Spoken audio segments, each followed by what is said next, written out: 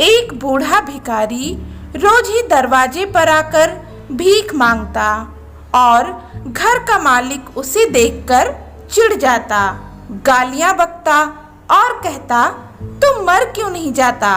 पूरी जिंदगी ऐसे ही भीख मांगेगा क्या? धरती पर बोझ क्यों बना बैठा है? कभी कभी उस भिखारी को गुस्से में धक्का भी मार दिया करता।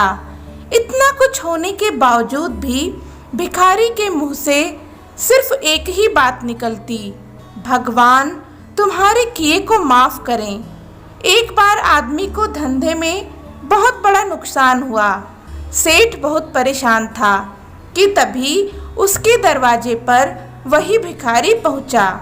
गुस्से में आकर अपना आपा खोते हुए उसने उस भिखारी को पत्थर दे मारा। पत्थर लगने से भिखारी का सिर फूट गया और खून बहने लगा। दर्द से कराहते हुए भी उसने बस इतना ही कहा, भगवान तुम्हारे किए को माफ करें। भिखारी वहां से चला गया। आदमी सोच में पड़ गया। भिखारी को पत्थर मारा, फिर भी उसने सिर्फ प्रार्थना की।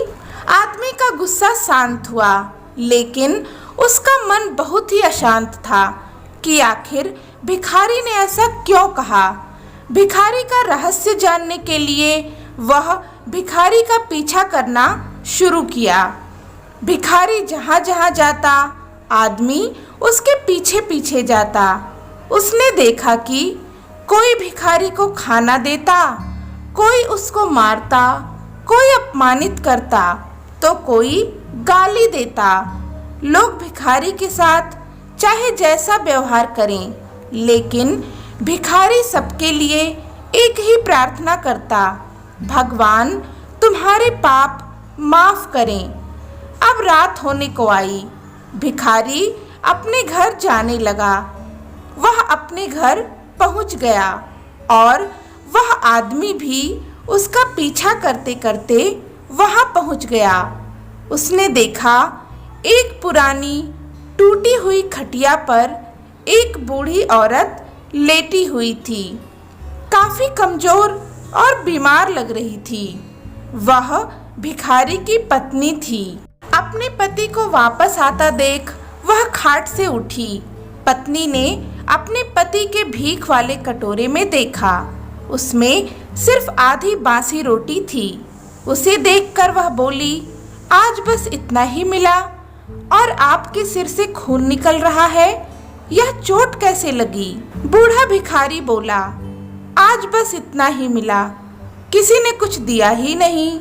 सबने गालियां दी और एक ने पत्थर भी फेंका, इसलिए मेरा सिर फूट गया। एक गहरी ठंडी सांस लेकर बूढ़ा भिखारी फिर से बोला, ये मेरे ही पापों का फल है। कुछ सालों पहले हम कितने अमीर थे, क्या कुछ नहीं था हमारे पास, हर चीज जरूरत से ज़्यादा थी, लेकिन हमने कभी दान नहीं किया और उससे भी बुरा हमने उस अंधे भिखारी के साथ किया जो हमारे दरवाजे पर भीख मांगने आया करता था। बूढ़ी पत्नी की आंखों में आंसू आ गए।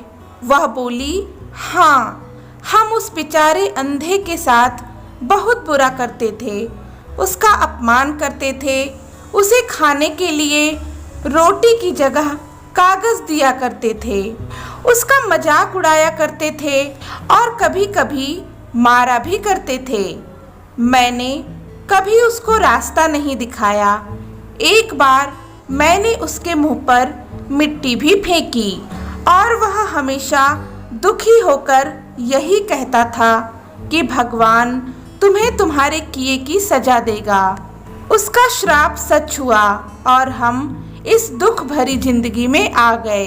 भिखारी बोला, हाँ, उसका श्राप सच हुआ, इसलिए मैं किसी को बद्दुआ नहीं देता, चाहे कोई मेरे साथ कैसा भी बर्ताव करे।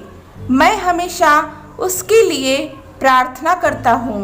मैं नहीं चाहता कि कोई भी हमारे जैसी जिंदगी अनुभव करे, किसी को भी हमारे जैसे दुखों का सामना करना पड़े।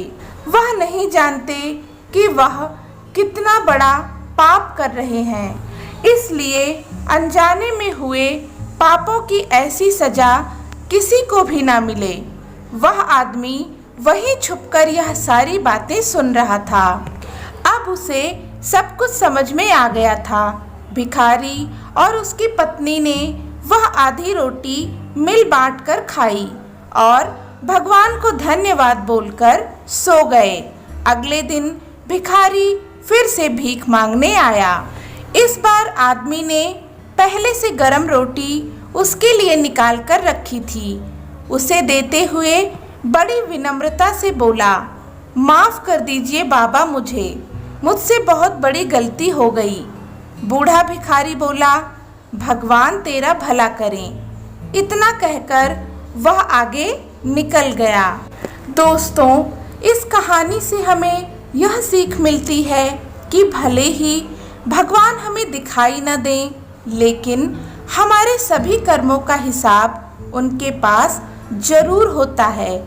इसलिए जो भी करो अच्छा ही करो। कभी किसी का बुरा नहीं करना चाहिए, क्योंकि एक ना एक दिन हमें हमारे कर्मों का फल जरूर मिलता है। तो यह कहानी आपको कैसी लगी? अगर अच्छी लगी तो प्लीज़ इसे लाइक करें, शेयर करें और चैनल को सब्सक्राइब करें। धन्यवाद।